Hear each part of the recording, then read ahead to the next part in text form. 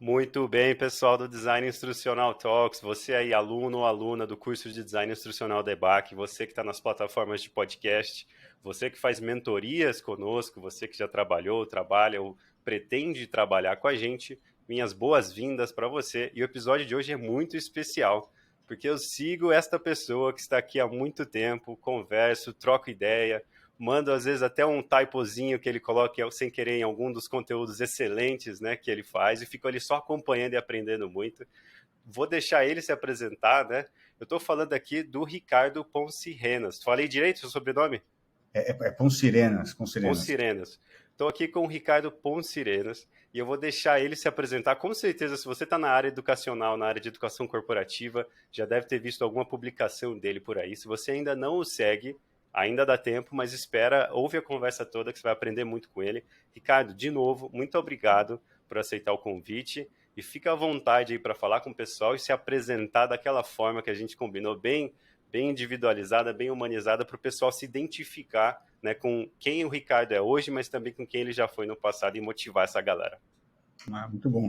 Bom, Alan, acho que a primeira coisa é um prazer estar aqui falando com você. Na verdade, essa questão de um seguir o outro já vem de algum tempo, né, Alan? E eu comecei a seguir o Alan justamente por um post muito bacana que ele tinha feito. Ele tinha compartilhado um artigo que falava dos 4 ciclos da educação, né, da educação online. E, assim, é realmente um artigo, acho que depois até a gente pode colocar esse link desse artigo aqui em algum lugar que o pessoal vai acessar também, porque para quem está entendendo esses movimentos da educação corporativa, não só corporativa, mas online, né, educação online como um todo, entender aqueles 4 ciclos é muito importante, especialmente porque aqueles 4 ciclos eles não acabam um com o outro, né? Então os 4 continuam. E foi por meio desse post que eu descobri o Alan e comecei a seguir o Alan e ele começou a me seguir e a gente começou, enfim, trocar aí bastante coisa via LinkedIn, principalmente, né, Alan? Sim. Foi muito bacana. Alan, a primeira coisa assim, que eu acho que na minha apresentação que eu tenho que falar é que quase ninguém me chama de Ricardo, assim, exceto a minha mãe e minha esposa agora, quando estão putas. Minha esposa ainda chama de Caco mesmo, né? Então, todo mundo no mercado me conhece como Caco. Eu coloco o Ricardo aqui, porque normalmente meu e-mail começa com Ricardo também, então é mais fácil as pessoas lembrarem, tá? Sim. Enfim, eu sou o Caco, eu estou no mundo da educação desde 2005, tá? Eu entrei até meio por acaso, né, nesse mundo da educação. Eu venho antes do mundo dos games. Eu tive tenho uma curiosidade na minha carreira muito interessante, que durante 2 anos e meio eu fui piloto de videogame. Acho que eu já até contei essa história no LinkedIn ali, mas é interessante. Eu estava terminando o colegial, eu nem sei se chama colegial mais hoje, acho que é o ensino médio hoje, né? Então eu estava terminando o ensino médio. E eu fui convidado para trabalhar na Super Game Power. Quem tem na faixa dos 40 anos ali vai lembrar disso. Super Game Power era uma revista de videogame que trazia os principais lançamentos dos videogames, tinha as sessões ali que eram as mais esperadas, que eram os detonados, né? Então, que eram os jogos jogados até o fim, né? E aí todos os macetes para você chegar até o fim. E sim, isso era uma revista impressa que as pessoas esperavam um mês para ir na banca e comprar.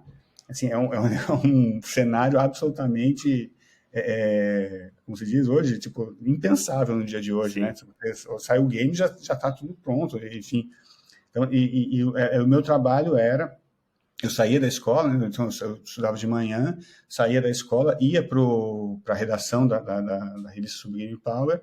Lá tinha todos os videogames da época, né, os lançamentos, todos, e os antigos também, que a gente falava dos jogos antigos também, e ficava jogando os jogos. Então tinha um editor lá que ele falava assim, precisa terminar esse jogo, precisa fazer um review desse jogo, precisa fazer um preview desse jogo. Então distribuía, nós éramos uns 5 pilotos, né, que a gente falava.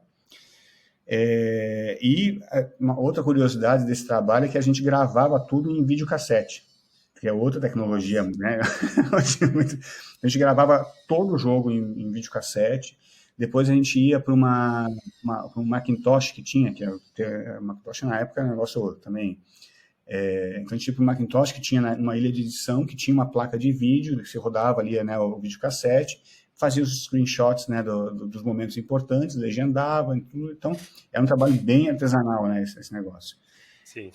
Eu trabalhei isso com quase uns 2 anos e meio, mais ou menos, né, entre a Super Game Power, depois eu fui para a PC Player, que era uma revista parecida, só que voltada para jogos de computador. E com isso, assim, eu tive muito contato com pessoas que trabalham na indústria dos games, né? Depois disso, eu tive uma oportunidade de trabalhar numa assessoria de imprensa. Eu estudava letras na época, então eu tive a oportunidade de ir para uma assessoria de imprensa que trabalhava para a Ubisoft aqui no Brasil, representava a Ubisoft aqui no Brasil. Então, eu escrevia os releases, aí eu divulgava para a imprensa, né, para os jornais, para as revistas, e para os sites que estavam começando naquela época, né? Então, eu lembro que o All Games estava começando, e aí tinha né, o Tel Games. O Tel era um cara super famoso ali, que depois foi para o All, acho que até hoje está lá no All como editor da editoria de games do All. Enfim, eu tive esse contato com os games e na assessoria de imprensa. Então, e depois disso eu fui para uma produtora, e aí tem uma outra coisa, uma curiosidade que quem é mais novo também, às vezes a gente tem que explicar, que teve um período ali entre 99 e 2000, que teve um negócio chamado, além do bug do milênio, teve um negócio chamado bolha da internet, que muitas agências, empresas começaram a criar produtoras de site, criar projetos de internet, todo mundo tentando tatear alguma coisa, e aquilo depois quebrou a Nasdaq lá, enfim, morreu tudo. Mas nessa época eu participei de um projeto muito bacana da TV1. A TV1 tinha aberto ali um site, um braço, né, uma área de negócio chamada tv1.com, que existe até hoje, inclusive. A gente criou lá a Turma do Chiquinho, né, que era um site infantil, e eu tinha duas funções ali. Eu fazia a produção do site, então, desde coisas do tipo, precisamos de uma foto de uma cobra comendo um gafanhoto. Hoje é fácil, hoje tem Google. Sim. Hoje, naquela época não era tão fácil. Assim, o Google estava começando naquela época, né? Mais no Yahoo, essas coisas que a gente procurava, né? E a outra função era eu fazia o roteirinho dos games. Tinha pequenos games feitos em Flash ali que eu fazia o roteirinho deles.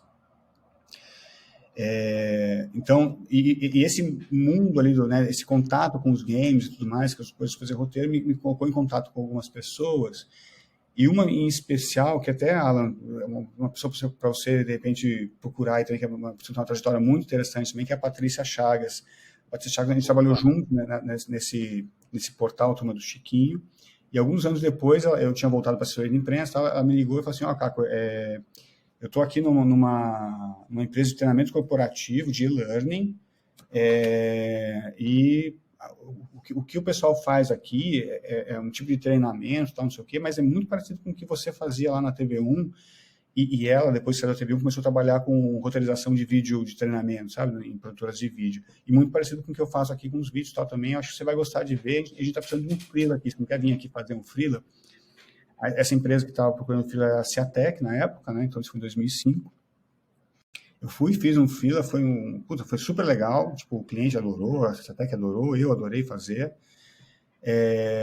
Na época eu conhecia, eu vou dizer, conhecia nada, ou muito pouco, né? Porque naquela assessoria de imprensa que eu trabalhei lá atrás com a Ubisoft, um outro cliente daquela assessoria de imprensa era a Micropower, que na época não fazia educação à distância, fazia software, vendia software de caixinha. Eu vendia lá o software do Ayrton Senna, não sei o quê, e era um software de caixinha mesmo. Vinha um CD-ROM dentro de uma caixa que vendia no mercado como se fosse um sabão em pó, entendeu? Eu tentei trabalhar para eles, e eles, na época, começaram a criar esse negócio do e-learning e criaram um evento e-learning Brasil.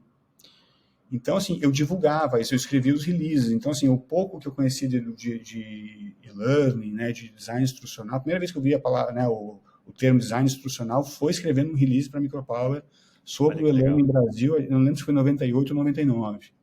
Então, o negócio, tipo... Mas eu não sabia o que era, eu tive que pesquisar, e assim, de novo, né, 98, 99, pesquisar coisas não é como hoje, né? O GPT, ele te diz até quem são, ele cria um roteiro ali para você já. Sim. Então, entrei na Ciatec, e entrei num momento muito legal na Ciatec, que a Ciatec estava crescendo muito naquela época. A Ciatec era uma empresa relativamente pequena na época, uma startup, a gente não chamava de startup na época, mas era uma startup. E ali, quando eu entrei ali foi a primeira vez na minha carreira, Alan, que eu senti, que eu percebi que existia uma carreira, entendeu? Falei assim, putz, isso aqui tem uma carreira, e é uma carreira que eu quero seguir. Sabe? Eu senti, Foi a primeira vez que eu senti isso, sabe? De, putz, eu quero me desenvolver nisso aqui, sabe? Eu não quero mais ficar tateando coisas. É isso que eu quero me desenvolver. E ali meio que juntou a fome com a vontade de comer, sabe? Assim, a Ciatec estava num momento muito bom, estava crescendo muito, e eu cresci muito junto com a empresa. As pessoas que estavam naquela etapa, né, da Ciatec cresceram muito junto com a empresa. Então, assim, em um ano eu virei coordenador, em mais um ano virei gerente na área de planejamento institucional. Aí eu fiz uma passagem pela área comercial, porque a gente percebeu? A gente tinha mais sucesso comercial se tivesse alguém técnico junto da venda, já desenhando a estratégia educacional antes da venda. Porque isso né, ajudava o cliente a tangibilizar o que a gente estava vendendo, né? E ajudava depois, quando o projeto era vendido, quando entrava para ser feito, tinha alguém técnico que conhecia, né, a esteira de produção e sabia que aquilo podia ser feito, com quanto tempo, então sentia menos surpresa no projeto. Então, eu criei uma área de consultoria educacional dentro da Ciatec, virei gerente dessa área, né? E depois, mais um pouco, eu juntei essa área com toda a área, né, de enfim, planejamento educacional, criação, desenvolvimento Flash na época, né, que a gente tinha bastante, e virou a área de conteúdo, eu virei diretor da área de conteúdo da Ciatec, tá? Isso aí que eu estou falando é mais ou menos 2010 já, tá, Alan? Uhum. E aí, enfim, fiquei nessa posição até mais ou menos 2012, quando a Ciatec foi comprada pelo UOL, e foi comprada junto com outras 4 empresas de educação, tá? Cada uma em uma área. Então, comprou a Cresça Brasil, que era uma empresa que trabalhava com cursos vendendo no varejo, né? Então, varejo, tipo Casas Bahia, Ricardo Eletro, essas coisas. O Portal Educação, que era um portal ali focado em B2C, e que tinha ali um projeto bem bacana com a UCDB, lá de Mato Grosso do Sul, né? Com uma universidade, num modelo que mais tarde a gente descobriria que chama OPM, que depois eu encontrei na minha carreira de novo, né? O Concurso Virtual, que era uma empresa do Rio de Janeiro de concurso, preparatório para concurso, e a Casa do Concurseiro um pouquinho mais tarde, que também né, preparatório para concurso em Porto Alegre. Nesse movimento do UOL comprar ali a Ciatec, então aí o UOL criou o que é hoje o UOL EdTech, né? Então foi assim que nasceu o UOL EdTech, com essa junção dessas 5 empresas. E o UOL me pegou ali na Ciatec, me trouxe para o UOL e virei diretor de educação do UOL EdTech. Então, assim, aí já com um olhar para tanto, com muito foco na Ciatec ali ainda, porque em termos de produção de conteúdo era o principal... a principal fábrica de conteúdo ali, né? Mas também agora com um olhar para essas outras frentes de negócio. E aí foi uma coisa muito interessante, né? Claro que aqui tem uma fase mais dura dessa história, que é quando você junta 5 empresas que têm fábricas de conteúdo, você naturalmente tem um período de sinergia muito grande ali para cumprir. Sim, enfim, você tem que avaliar o que cada time faz melhor tal, e preservar isso, né? Então, essa foi a primeira etapa, foi um pouco difícil. A segunda etapa foi mais legal, que é entender o produto de cada uma dessas empresas e como o produto de cada uma dessas empresas conversaria com o mercado de uma das outras. Então, como os cursos, o Sapiens, né, que a gente tinha criado na Ciatec, poderia ser vendido no ensino superior, poderia ser vendido no ensino superior, na época a gente não estava pensando muito, mas no varejo, no B2C, né? Como o produto lá do B2C poderia turbinar o portfólio do varejo e assim por diante, olhando, né, esse cross aí de portfólio, né? E aí um terceiro estágio que foi, tá bom, agora que nós somos uma empresa, nós vamos ter produtos nativos dessa empresa. E a gente criou o UOL Curso de Inglês. Aqui eu gosto de fazer uma pausa aqui, só para falar uma coisa interessante, né, que vai refletir na minha carreira lá na frente. Aqui foi o primeiro bichinho de produto que me picou, sabe? Então, assim, que eu comecei a entender criação de produto e tudo mais. Legal. E eu estou falando isso em 2013, 14. Assim, não existia esse negócio de Product Manager, Product Owner, não existia isso ainda, né? Mas é isso que a gente estava começando a fazer lá. Então, entender a criação de produto, de persona, enfim, uma série de coisas. Aquele Value Proposition, como que chama aquele livro? Unique Value Proposition. Isso, acho que o que vem antes desse já tinha sido publicado naquela época, então assim, a gente baseou muito naquilo.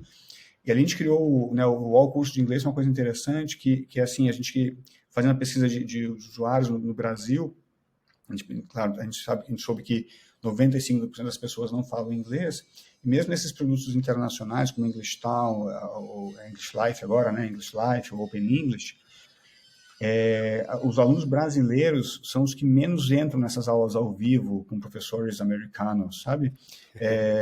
E a gente foi descobrir por quê, porque o aluno brasileiro ele tem vergonha de entrar na aula. Então, isso foi um estalo muito importante para a gente falou assim, a gente vai criar o primeiro curso de inglês que fala a sua língua, sabe? Então, o que era isso? Assim, era um curso de inglês que nas aulas ao vivo, em especial do ciclo básico, o professor falava português com você. É claro que vai te estimular a falar inglês o máximo possível, mas ele vai te explicar as coisas em português, né, à medida que você vai aprendendo aquilo, ele vai te levando para né, claro, a partir do intermediário para frente não fala mais português, mas assim, é um professor brasileiro e isso aumentou de fato o nível de confiança do aluno. Então, assim, esse tipo de coisa foi muito interessante, né, nesse ponto da minha carreira, tá? Ali em 2014 eu acumulei à frente de novos produtos do WorldTech também, né, e fiquei assim até 2016, quando eu decidi sair do WorldTech para empreender. Então, assim, foi a minha primeira saída. O que eu tinha entendido ali, tá? Assim, eu tinha feito muita conexão com autores muito bacanas, como Marcelo Cortella, como Eugênio Mussac, como, enfim, vários autores bem bacanas ali, e todos eles me diziam a mesma coisa, assim, eu preciso me tornar digital. Então, naquela época, o Cortella, todo esse pessoal era muito palestra, programa, entrevista, tal, mas tudo que demandava muito deles, né? E eles falavam assim, no futuro, não sei quanto tempo eu aguento esse tipo de rotina, né? Uhum. Porque é muito maluco mesmo, você vê os caras fazendo 3 palestras por dia em cidades diferentes. Então, avião para cá, avião para lá, carro, né? Enfim. E a minha ideia é, bom, eu saio aqui do WorldTech, eu conheço esses caras, eu sei fazer, conheço as metodologias, sei fazer conheço as ferramentas, vou levar esse pessoal para o mundo do curso online, tá? Maravilha. O primeiro contato, na verdade, o primeiro contato quando eu saí, nem fui eu que fiz, fizeram comigo, foi o Norman da Balmon. Ele tem uma metodologia de fazer apresentações muito complexas, de assuntos muito complexos em uma única folha, numa 3, né?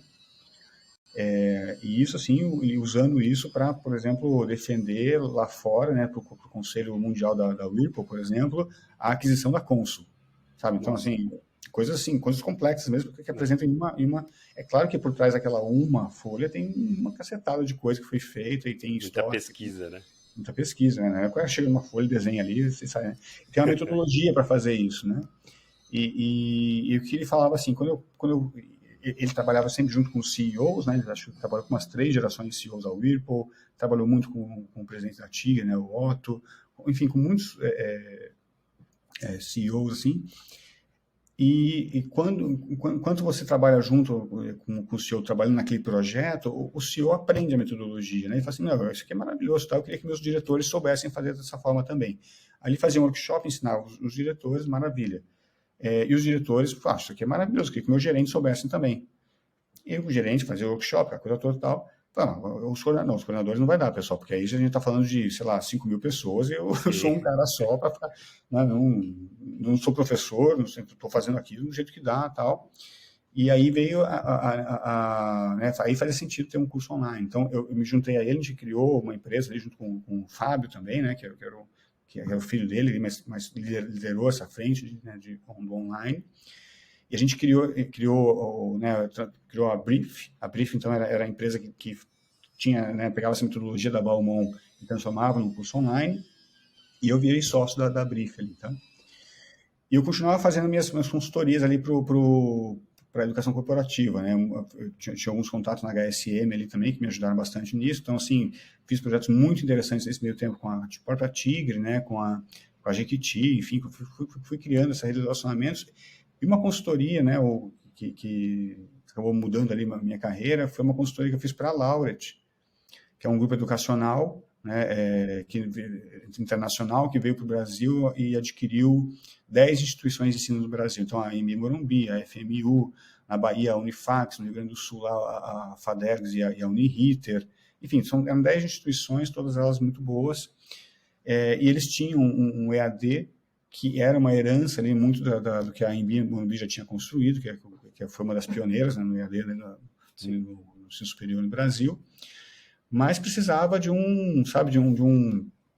precisava avançar o projeto deles lá, né?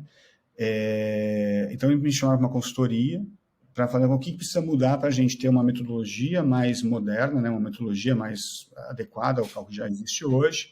A gente precisa alavancar portfólio, a gente precisa escalar. Então, eu fiz lá. E aí, assim, a consultoria que eu fiz foi, tipo, eu fui no polo, fiz vestibular, me matriculei no curso de administração, fiz um semestre de administração praticamente lá para entender. E aí eu entreguei, olha, as dificuldades que eu enfrentei foram essas, acontece isso na aula, isso aqui é ruim, isso aqui é bom, isso aqui não sei o que, tudo mais.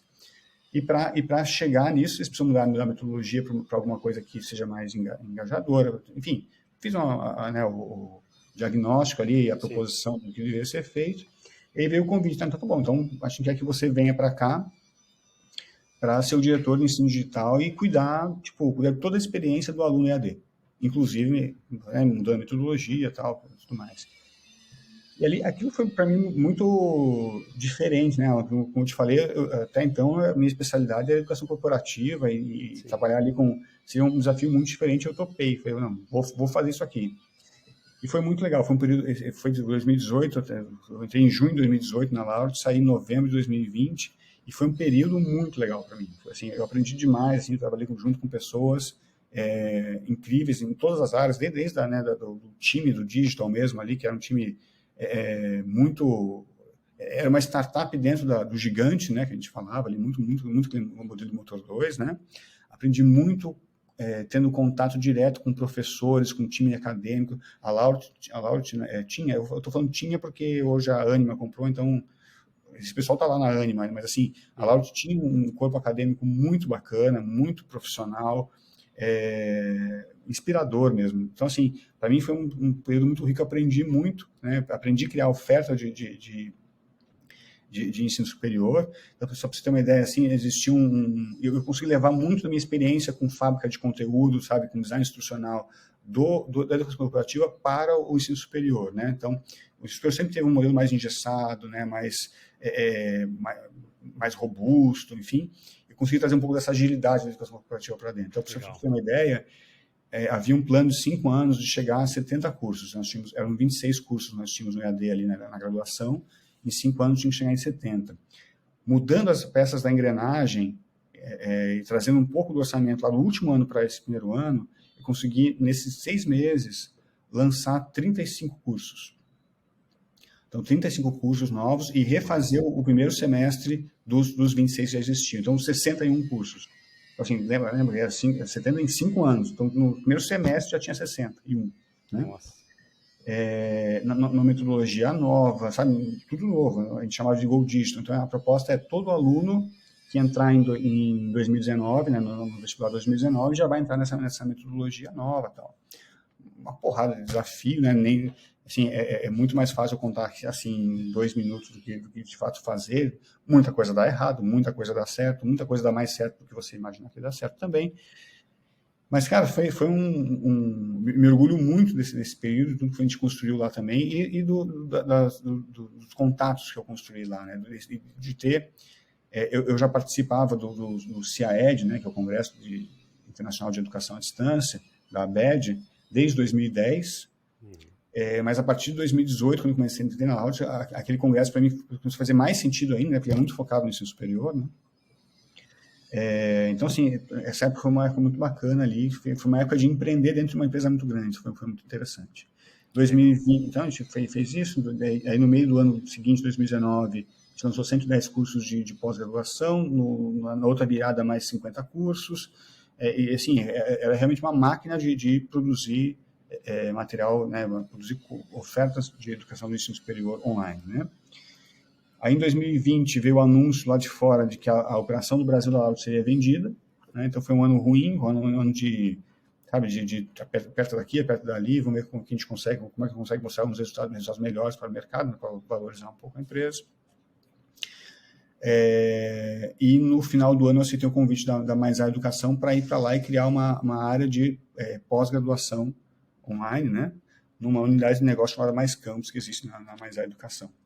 Então, e aqui, o que teve muito interessante nessa reta final da Laureate, né, teve uma mudança de liderança no digital.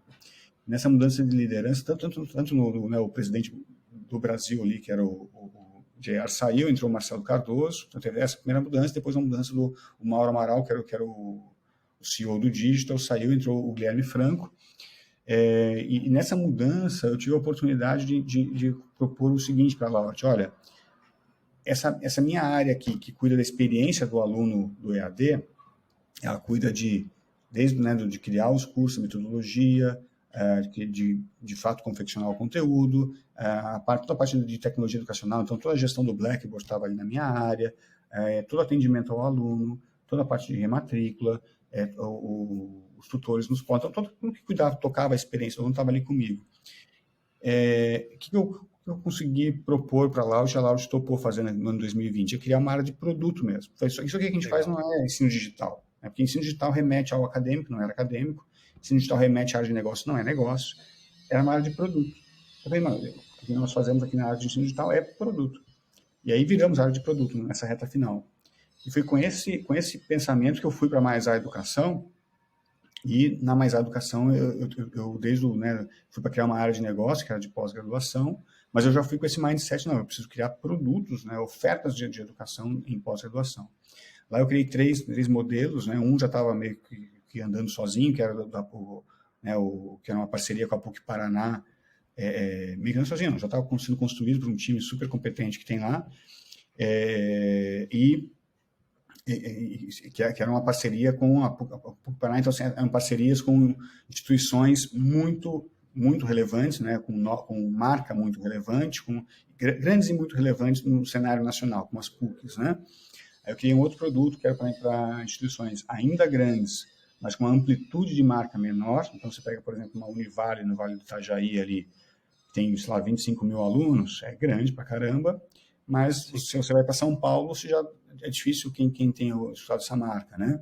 A mesma coisa a Universidade de Caxias do Sul, 22 mil alunos, mas se você sai do Rio Grande do Sul, já não é tão conhecida, né? Então, eu criei um produto para esse tipo de instituição também, e criei um produto para instituições muito pequenas e com força de marca mais local, né? E aí, um exemplo, né, desse pensamento de produto, como é legal, que a gente percebeu nesse meio do caminho, ali, que são as instituições grandes com marca regional, que o aluno que procura aquela pós-graduação naquela faixa de ticket que a gente estava propondo, ele está pouco preocupado com o certificado de pós-graduação, ele está muito preocupado em mudar de emprego, está muito preocupado em ser promovido.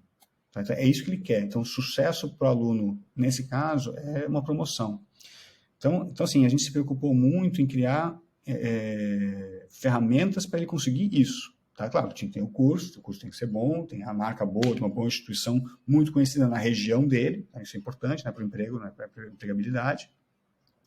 Mas a gente criou 2 mecanismos ali pensando nisso, que é, por exemplo, a gente segmentou o curso em 4 módulos, e cada 4 módulos desse dá um certificado intermediário de extensão.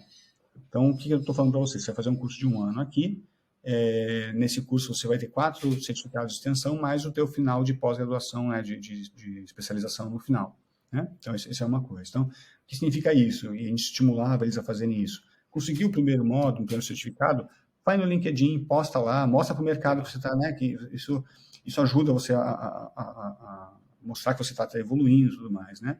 É outra coisa que a gente fez, a gente criou um conceito de camada de experiência. O que é a camada de experiência? Que eu chamo isso, né? Isso é um conceito bem interessante que eu estou trazendo, inclusive, para a educação corporativa nessa nova fase aqui. Tudo que você pode fazer para... É uma entrega de conteúdo, uma entrega de experiência que você faz que é super relevante para a entrega da proposta de valor, mas não faz parte do currículo do curso. Então, o que é a camada de experiência dessa pós, que era chamada pós mais carreira? Era encontros com uma mentoria de carreira que a gente contratou, a cada 15 dias com todos os alunos de todos os cursos. Né? Demais.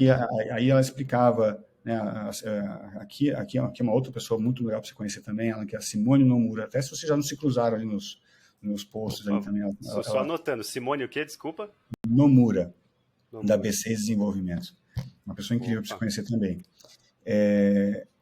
Nós trabalhamos juntos na Ceatec, no UOL ali, depois cada um seguiu o seu caminho, ela foi para a Stone, enfim, entrou para o mundo do RH mesmo, e hoje ela trabalha com mentoria de carreira e mentoria para mentores de carreira, então é um projeto muito interessante.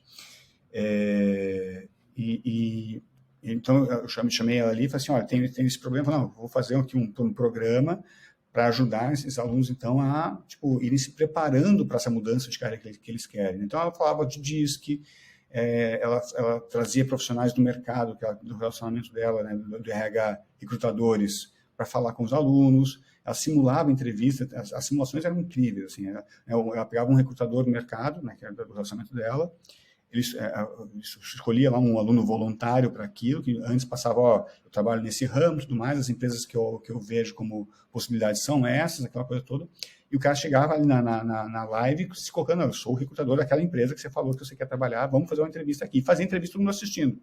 Que legal. E aí vinha o feedback, olha, na hora que você vai contar a sua história, você tem que criar um storytelling, você criou a sua história ali, colocando para baixo as suas conquistas, então assim, sabe, dava um feedback muito legal e fazia, né, a famosa aula do LinkedIn, como turbinar ali o seu perfil, e curiosamente, Alan, foi nessa aula, eu assistia tudo, né, eu sou o pessoal que fala que eu sou stalker de aluno, eu assisto tudo que eu proponho para o aluno, eu vou lá e faço junto para ver se é legal mesmo, sabe, porque, sabe, é o famoso sair do ar-condicionado, sabe, então eu vou lá e vejo. Legal. E foi nessa aula do LinkedIn, falei, pô, isso aqui é legal mesmo, né? Tipo, comecei a fazer, e foi aí que comecei a postar as coisas, que eu comecei a fazer o meu LinkedIn funcionar mesmo, né? Que é uma curiosidade interessante. Depois dessa... e tem uma curiosidade, eu não sei se estou me estendendo muito, Alan, pode ser assim não, mesmo? Eu estou só anotando as perguntas, porque nem quero te interromper, que está sendo uma aula já, mas fica à vontade, não tá se estendendo, não. Tem uma curiosidade, teve uma aluna de uma dessas instituições que ligou cancelando o curso uma época, né? Cancelou o curso e tal, e aí o pessoal, não, você fez, né? Você só está 3 meses no curso, o que aconteceu e tal. Eu falei, não, porque eu peguei o certificado, né, do primeiro módulo, levei na minha empresa e fui promovida. Então, para mim já tá bom. E cancelou o curso. Mas tá bom, né? Fazer o quê? Resultado, né? Resultado, isso aí. Então, fiquei um ano nessa frente de pós-graduação na Mais-A. A gente fez uma mudança estrutural na Mais-A Educação, então eu saí da frente de pós e criei uma frente de produtos mesmo, né? Inovação, produto e conteúdo ali na Mais-A, que olha para todos os graus acadêmicos, enfim, para todos os negócios e tal. E, enfim, foi uma época muito bacana, que a gente criou projetos muito legais ali. E agora, na virada do ano, eu recebi um convite para entrar aqui numa startup, uma empresa que está super começando mesmo, que deriva de uma outra empresa já mais conhecida no mercado, que é a Digital Pages. Essa empresa nova chama euconquisto.com. A gente está se posicionando como um ecossistema de educação corporativa. A gente trabalha ali, a gente tem uma plataforma né, de gestão de aprendizagem, a gente tem uma ferramenta de autoria muito poderosa integrada nessa plataforma e um catálogo de cursos já muito bacana também que está integrado com tudo isso. Então, isso me permite, por exemplo, não só criar cursos novos, né, com a ferramenta de autoria, mas também, como se diz, editar esse catálogo de conteúdo. Então, se eu quero fazer um curso de liderança para minha equipe, eu não preciso sair do zero. Eu posso pegar esse catálogo, fazer as mudanças que eu acredito e colocar no ar e tal. E a partir disso, a gente está começando a criar um conceito de academias de habilidade, legal, que é uma evolução, né, natural. A gente tem um artigo muito bom do Josh Bersin ali, né, que mostra essa evolução, né, como a educação corporativa evoluiu dos LMS, né, então, delivery de conteúdo, passou para os LXPs, né, que são as entregas de experiência ali, já tentando imitar coisas como Netflix, a coisa toda. E o próximo passo que ele coloca o terceiro passo, né, seriam as academias de capacitação, na verdade, o nome, né, que ele colocou. A gente está traduzindo aqui como academias de habilidades. O que é isso, né? Então, assim, isso é uma evolução do uso, né, pensando no sucesso do aluno, né? Então, assim, o que é o sucesso do aluno ali? Cara, é ele crescer na carreira. Né? Então, assim, o que faz um profissional parar o que ele está fazendo no trabalho e, enfim, fazer um treinamento? É ele ter a percepção de que ele vai crescer na carreira, né? Andragogia na veia, isso, né? Sim. E, ao mesmo tempo, a empresa que oferece aquilo tem que perceber que ela também está crescendo por conta daquilo. Então, assim, é uma combinação que, às vezes, não encaixa em muitos projetos de educação corporativa, né? E que prejudica muito. Então, assim, a gente está criando esse conceito de academias de habilidade, onde o aluno tem várias... as habilidades elas são modularizadas de forma muito mais inteligente, de forma que eu possa... Tipo, hoje eu preciso aprender planilha dinâmica. Tabela dinâmica. Ou amanhã eu preciso aprender liderança, dar um feedback. Então, assim, essas coisas elas estão realmente fragmentadas e eu, como aluno, vou construindo minha própria trilha. E numa empresa, sei lá, de 1.000 funcionários, cada um vai ter a sua própria trilha, entendeu? E aquilo vai fazer sentido para a organização, porque ela vai estar vendo, né, os seus funcionários se desenvolvendo e ela vai se desenvolvendo junto com aquilo. E aí então a gente está desenvolvendo essas academias, né, baseado nesses recursos que nós temos, né, nossa plataforma de aprendizagem, a ferramenta de edição e autoria e o catálogo. E a gente está ainda preparando um próximo salto, que é o 4º estágio que ele coloca no artigo. Acho que esse artigo a gente pode colocar com um link que também depois eu te mando, tá? Sim, com certeza. Que é o que ele chama de Learning in the Workflow. Eu falo que isso é o Eldorado da educação corporativa, né? É o aluno, o colaborador, não precisar sair do seu ambiente de trabalho. Aqui, por ambiente de trabalho, entenda tanto o ambiente físico quanto, né, o ambiente de softwares, né? As ferramentas de produtividade que ele usa, desde Excel até o Teams, por exemplo. Então, ele não sai desse ambiente para se capacitar. Então, isso eu chamo de Eldorado, a gente está preparando uma solução para isso, que deve ficar pronto agora no final do primeiro semestre. Então, essa é a trajetória até aqui, né? Então, até o dia de hoje, 17 de março, 10 da manhã. Cara, que aula. Que aula. Pessoal, eu nem quis interromper o Ricardo, porque a experiência que ele tem, né? O Caco, né? Agora eu sei como é que chama. Como chamá-lo. E o que mais me alegrou foi, ao ouvir a história do Caco, eu já consegui imaginar algumas perguntas. E aí eu já deixei um desafio para quem está ouvindo. Ao ouvir a história do Caco, você conseguiu imaginar ali, mapear as habilidades, né, as técnicas, as potenciais dificuldades, né, e o trajeto mesmo que ele foi de desenvolvimento pessoal, né, em todas essas funções, né? Eu acho que a única que eu não consigo me relacionar tanto é a de diretor, porque eu nunca fui diretor de empresa, mas já tem a perguntinha aqui para eu fazer para ele. Mas acho que uma análise muito legal desses papos, principalmente de uma pessoa como o Caco, é entender a jornada e entender como que isso foi acontecendo, né? Não tem receita de bolo, tem persistência, tem networking, tem muita coisa legal. Então, se você ouviu sem prestar muita atenção, volta para o começo e ouve a introdução do Caco com essa mentalidade de análise.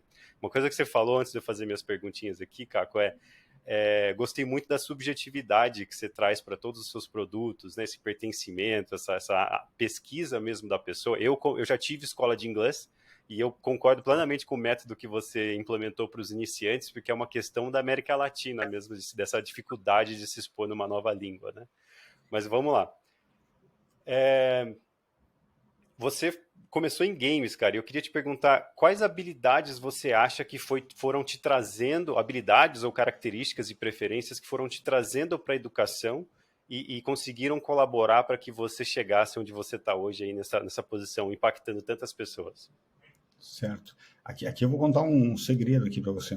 Então, eu era ruim de game, viu? Eu sou ruim até hoje. Até hoje eu apanho de todo. Se pegar um sobrinho de 14 anos, eu vou tomar um pau em qualquer jogo. Tá? Para não dizer que eu era ruim em todos os jogos, nos jogos simuladores eu pegava mais rápido que o resto do pessoal. Mas, de modo geral, eu perdia de todo mundo na redação. O que eu fazia muito bem era escrever. Então, assim, eu sempre li muito, né? Tanto que depois fui para a carreira de letras, né? Apesar de o meu editor sempre me puxar a orelha aqui e ali com alguma coisa do texto, mas eu sempre gostei muito de escrever, de ler e escrever. Então, assim, quando eu escrevia as matérias, os releases e tudo mais, eu dava muito pouco trabalho para os redatores, né? Ou dava muito menos trabalho que todos os meus colegas, que eram muito bons jogos, mas não sabiam escrever. Não conseguiam colocar, né, as ideias todas num texto como eu colocava. Então, isso me ajudou bastante, na verdade, tá? Legal. Assim, tanto que, assim, de modo geral, na distribuição dos jogos, eu pegava muito mais preview e review, que era dar uma ideia geral do jogo, do que pegar o detonado, porque o detonado é você tinha que realmente chegar até o final, e eu normalmente levava mais tempo que os outros jogadores. Então, tinha isso e tal, né? Então, assim, acho que o que me ajudou muito ali, e que naturalmente depois me levou para a assessoria de imprensa, depois a assessoria de imprensa foi uma escola de redação para mim, né? E que isso depois me levou para a TV1, que foi uma escola de roteiro, né? E depois eu levei tudo isso e cheguei no design instrucional, na educação, no momento em que design instrucional era uma coisa a ser descoberta por todo mundo mesmo, né? Em 2005, estou falando, né? Quer dizer, claro, pô, já existia há 300 anos, o pessoal que fazia educação à distância mesmo não à distância, mas principalmente à distância impressa, aquela coisa toda, tal. Mas assim, não era uma coisa que tinha escalado, né? Não era uma coisa tão comum, né? Então assim, acho que essas habilidades foram importantes e assim, acho que para isso acontecer, e isso é uma coisa que eu sempre, olhando para trás, provavelmente eu reconheço muito, e é uma coisa que eu tento estimular muito, e essa coisa de escrever no LinkedIn me ajuda muito nisso também, que é, cara, estar sempre aberto para aprender. Quando eu entrei em todos esses empregos, eu falei, cara, eu não sei jogar videogame bem. Tipo, vou ter que resolver aqui. Eu não sei escrever bem, vou ter que aprender. Eu não sei escrever roteiro, vou ter que aprender. Não sei o que é design instrucional, vou ter que aprender. Entendeu? E aí busca livro, busca uma série de coisas e vai construindo a sua jornada, né, ali. Então, acho que é isso, assim, acho que eu acho que uma coisa que é cada vez mais comum, né, agora com todos esses avanços de tecnologia, inteligência artificial e tudo mais, uma coisa que é muito comum é começar a existir profissões, carreiras que não existiam. Então, assim, não vai ter receita de bolo. Você falou assim, uma coisa na minha carreira nunca teve receita de bolo mesmo. Assim, eu sempre fui descobrindo aquilo, né? Uhum. Tem uma coisa, assim, uma reflexão que eu fiz há um tempinho atrás ali, que foi provocada por uma amiga minha, que falou assim, desde 2010, quando eu assumi ali a gerência daquele núcleo de estratégia na Ciatec, desde 2010, dessa ocasião, eu nunca mais ocupei uma posição que já existia antes. Legal. Entendeu? Então, toda essa carreira que eu fui contando para você, aquele cargo foi criado para mim. Que legal. Então, Você ajudou assim, a moldá-lo, né? eu ajudei a moldá-lo, entendeu? Então, Que assim, o legal. que vai fazer o diretor de ensino digital? Não existia diretor de ensino digital na Laureate, entendeu? Não existia o diretor lá, o gerente de consultoria educacional na Ciatec. Não existia o diretor de pós-graduação na Mais A. Não existia o diretor de inovação e produto na Mais A Educação. Não existia na Eu Conquisto agora, entendeu? Então, assim, acho que isso é uma coisa bem interessante da minha carreira e que me faz conseguir fazer isso é de eu estar Legal. sempre aprendendo e querendo fazer coisas que ninguém está fazendo, sabe? Eu vejo isso muito nas vagas e nas posições de produto, né? Não tem receita. Não Você tem vai ser receita. produto, você vai ser gerente de produto numa empresa de TI para contabilidade, vai ser de um jeito completamente distinto, outras métricas, outras metas, né?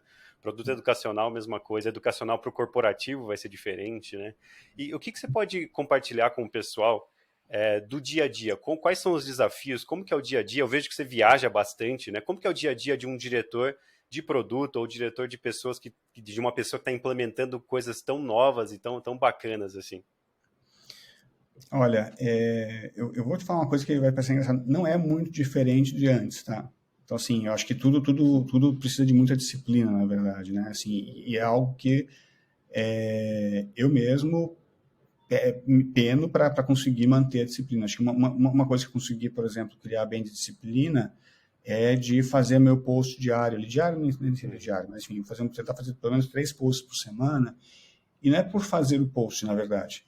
É porque para fazer posts, e aí uma coisa que eu tenho me policiado muito, eu só vou postar alguma coisa se for de qualidade. Se eu entender que, putz, Legal. isso aqui faz sentido para alguém, entendeu? Faz sentido para um público e, naturalmente, meu público ali é recursos humanos, aprendizagem, educação como um todo, né? Isso me faz, Alan, estudar muito, entendeu? Então, assim, eu separo uma hora, eu acordo lá, sei lá, 6 da manhã, umas 7 horas eu sento ali na frente do computador e das 7 até umas 8 e pouquinho eu estou estudando. Então, assim, se daquilo que eu estudei naquele dia sai um post, ótimo, sai um post. Se não sai, não sai também. Mas, assim, às vezes uma coisa você leva uma semana para entender um conceito e fazer alguma coisa decente. Sim. Então, assim, muita gente tem me perguntado como é que eu faço. Pô, você escreve pra caramba e tal. Na verdade, eu escrevo pouco. Eu leio muito mais do que eu escrevo, né? Então, esse é um ponto. E, assim, eu estimulo as pessoas que trabalham comigo a buscar essas descobertas diárias também, sabe? Então, assim, e eu vejo que isso faz muito sentido para elas. Você cria um nível de engajamento com o seu time e, no fundo, ninguém faz nada sozinho, né, Alan? Assim, eu tive um pouco de sorte, um pouco de competência de ter pessoas muito boas trabalhando comigo sempre, sabe? É um pouco de sorte, porque você precisa de um pouco de sorte, né? Todo mundo precisa.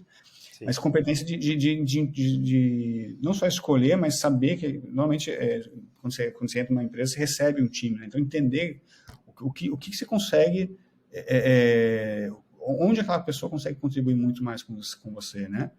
E isso, quando você consegue fazer a pessoa trabalhar dessa forma, a pessoa muda de patamar de desempenho e de engajamento com aquilo, né? Quando você consegue mostrar para a pessoa, olha, você vai ajudar uma pessoa a aprender inglês e ela vai aprender um pouquinho melhor por causa desse negocinho que você criou, entendeu? Demais. Por causa dessa descoberta que você fez, né? Pô, é muito legal, entendeu?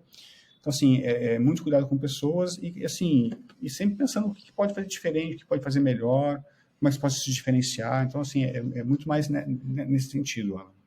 Legal, show de bola. Eu sei que o nosso tempo está acabando aqui. Eu queria te perguntar sobre a diferença. Você mencionou muito, você falou bastante da diferença entre o mundo corporativo, né, e a educação mais tradicional, a educação superior. Em termos de produto, assim, imaginando que a gente tem pessoas nos ouvindo, pessoas de produto educacional, product owners e tudo mais, designers instrucionais, desenvolvedores instrucionais que estão botando a mão na massa e criando simulações mesmo. O que você conseguir passar de panorama nessas distinções aí entre corporativo e superior, acho que vai ser muito legal para eles. Tá. A principal diferença, assim, e ninguém me consegue me convencer do contrário, assim, a principal diferença na educação corporativa, diferente do que acontece no ensino superior, nas escolas, no ensino superior, acho mais claramente, é que na educação corporativa o aluno final não pediu para estudar. Entendeu? Foi alguém de um RH, isso de maneira generalizando, é claro que tem iniciativas que o aluno que vai, né, que é o colaborador final que vai e busca a iniciativa e tal, mas isso é exceção. Assim, de maneira geral, o aluno da educação corporativa não pediu para estudar. E isso muda tudo quando você está falando de concepção de produto, né? O aluno do ensino superior foi lá, fez matrícula, está pagando, então, assim, é um cara que sabe, muitas vezes sabe muito bem para que ele está ali, o que ele quer conquistar. Sim. Cabe a você entender isso e conseguir ajudar ele. Tá? Mas na educação corporativa você tem esse outro problema. Muitas vezes o cara nem queria estar ali. Tipo, eu tô aqui porque estão me obrigando, porque é um comportamento obrigatório, eu tô puto com a minha empresa aqui, agora, sim, além de tudo, eu tenho que fazer treinamento. Sabe? Então, assim, e isso muda tudo na concepção de produto. Né? Assim, motivação básica, né? Exatamente. Então, assim, a motivação básica, assim, e aí, assim, claro que isso é um desafio, ele não é um negócio intransponível, mas, assim, você tem que se dedicar muito mais a entender isso, a conversar muito mais com a empresa, conversar muito mais, ter acesso às pessoas, ouvir as pessoas, né? É um pouco diferente nesse sentido, sabe? Um pouco não, é muito diferente nesse sentido. O tipo de dedicação, e o que eu vejo muito, assim, dando errado na educação corporativa é justamente isso, as pessoas... não, tem que fazer um curso aqui de liderança. Está aqui o curso de liderança. Eu até publiquei outro dia que acho que 10% só dos cursos de liderança que são feitos tem resultado para a empresa, uma pesquisa foi feita lá fora, né?